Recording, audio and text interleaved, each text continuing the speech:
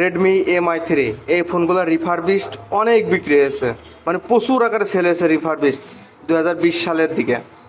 এখনও এটা রিফারবিশড বিক্রি হয়।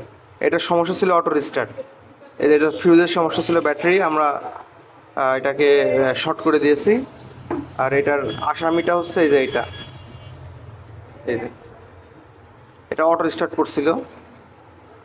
তবে এইটার একটা জিনিস আমি দেখে অবাক হলাম, এইটা ছিল হচ্ছে 216, মানে দুই ভেরিয়েন্টে লঞ্চ হয়েছিল, 216 আর 264, কিন্তু এইটাতে এই যে 464, মানে পরেরটা এমএমসি চেঞ্জ ওয়ার, এটা পরে র্যাম রোম বাড়ানো এই ফোনটাতে। এটা কিন্তু আমরা ব্যবহার করেছি রিফারবিশড, আমরাও কিনেছি, নতুন কিনে ব্যবহার করেছি। তবে এইটার কমন সমস্যা হচ্ছে নেটওয়ার্কে।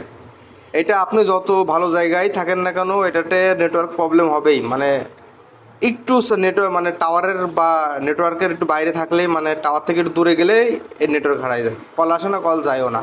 ওয়াইফাইটাতে আবার ভালো চলে। এটা রান করছে অ্যান্ড্রয়েড 6-এ, মানে ইউটিউব চলবে না এটাতে। এটা অটো স্টার্টের জন্য আনছিল, এটার সমাধান হয়ে গেছে। আসসালামু আলাইকুম।